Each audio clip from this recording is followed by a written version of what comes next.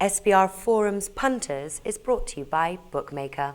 Previewing Week 9 in the NFL here at SBR Forum Videos. I'm Peter Loshak. We're talking right now with Jeff Grant, returning guest, sports betting writer for the Bleacher Report. And Jeff, the second game I assigned to you, Lions at Jaguars. Now, I assigned to you the Monday night, on Monday I assigned to you the Thursday game as well. So this is actually the third NFL game that I assigned to you. But the reason is because you've done such a good job with so many of these games that I was like, screw it. If he'll do a third game, let's take a third game from him.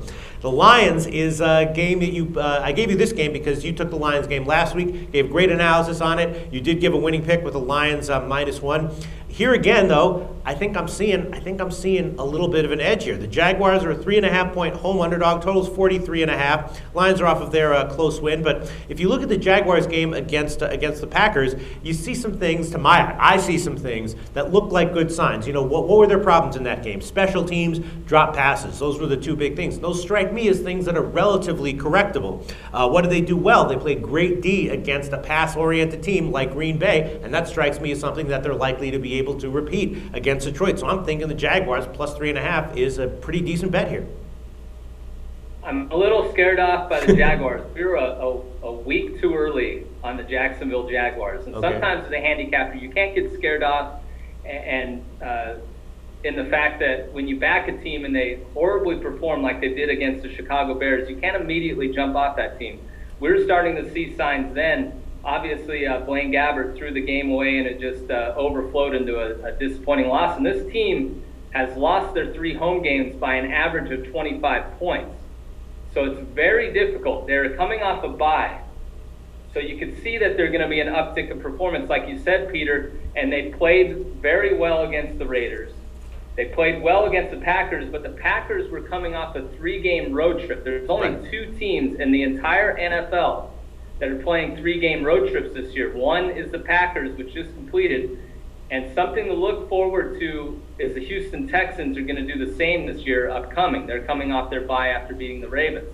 So that's something to look forward to if you're looking to play Houston or not. Yeah. So the Jaguars had the Packers in a very down situation, even though they're returning from home. Yes. But that performance on a defensive standpoint was very impressive, like you said. They held Aaron Rodgers to 186 yards passing, and they did that by just saying, run the football, Green Bay, and they were unable to run the football.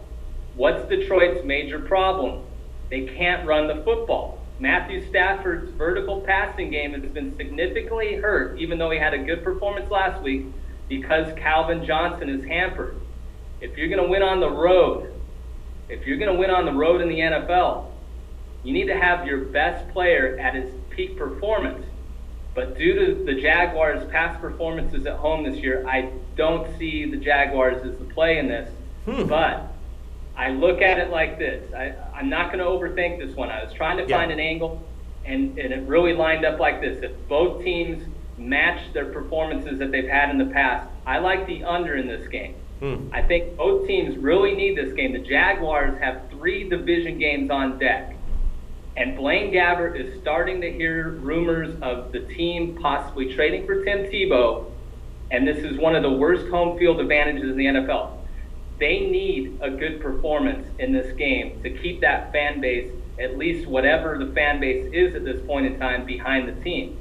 On the other side, Detroit really can't afford to lose a game, so they need to stay away from making mistakes, and that means running the football. They're going to have to run the football, even though that they can't. The Jaguars, obviously, they're going to look at the tape from the Packers and go, we need to be able to run the football here. So I like the under in this football game. All right. Makes a lot of sense to me. But the Jaguars, I thought that you would be a little more sweet on that one. I mean, they're at home, in light of what they did. But, I see the Lions as sort of similar to the Packers, except not as good, And so whatever they did that was effective against them, I would expect to be at least as effective against the Lions. But you would not advise a play on the Jaguars, huh?